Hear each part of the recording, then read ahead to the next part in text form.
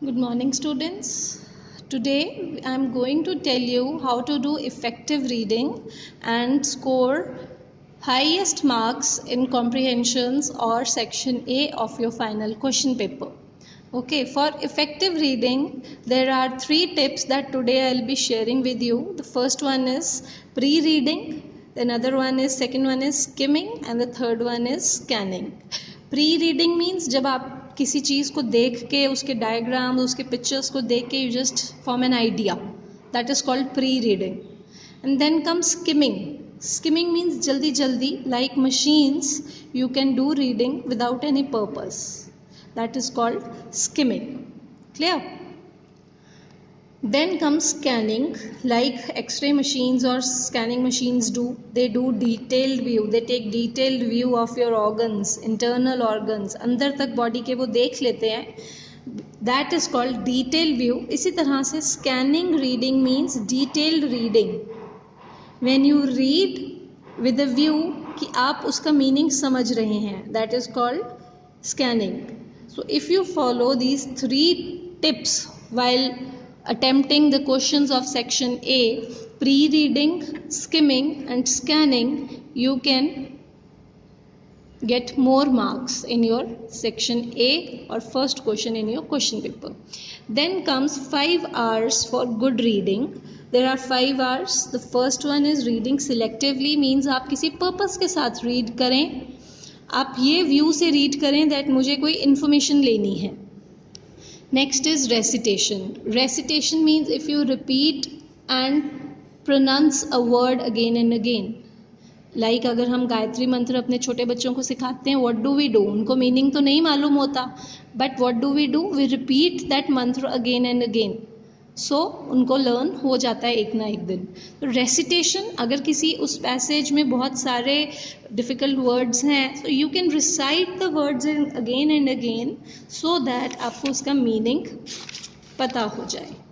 Then comes reduce record.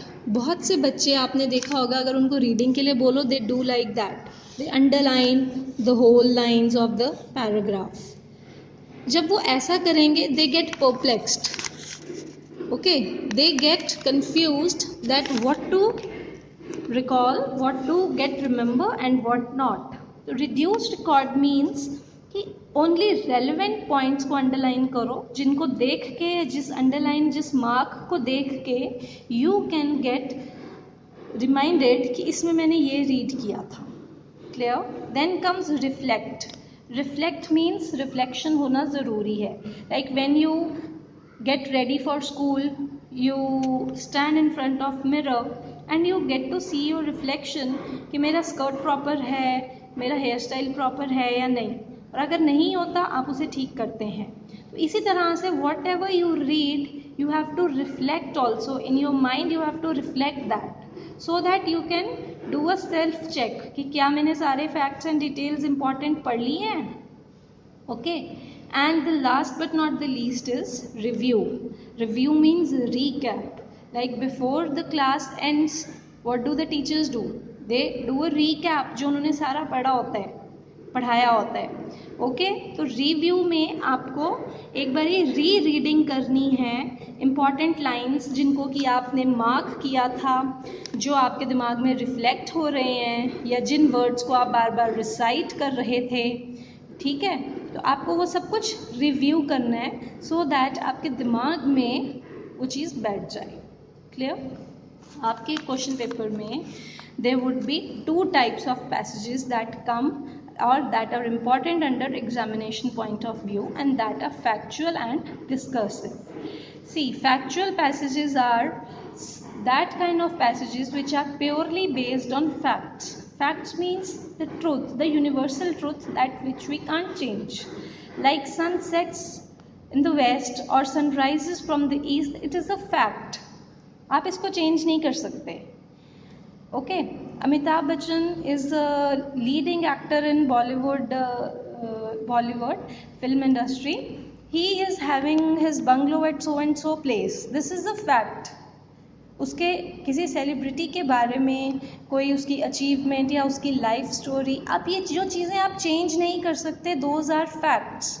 Okay, सो ऐसे passages जिसमें किसी के अचीवमेंट्स के बारे में, किसी सेलिब्रिटी के बारे में, कोई साइंटिफिक टेक्नोलॉजी, कोई डेवलपमेंट के बारे में बताया हो, दोज आर फैक्चुअल पैसेजेस, जो फैक्ट्स के ऊपर बेस्ड होते हैं, जो ट्रुथ के ऊपर बेस्ड होते हैं, and we can not change them.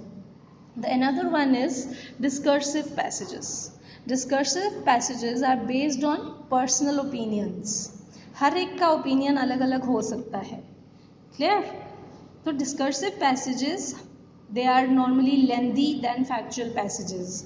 और मार्किंग में भी factual passage 8 मार्क्स में आते हैं, discursive passages जो हैं वो 12 मार्क का क्वेश्चन आता है. Clear? I hope आपको इस वीडियो से थोड़ा सा रीडिंग सेक्शन किस तरह से अटेम्प्ट करना है क्लियर हुआ होगा. And with more practice I am 100% sure that you can achieve और you can score maximum marks in this reading section. Thank you and have a nice day.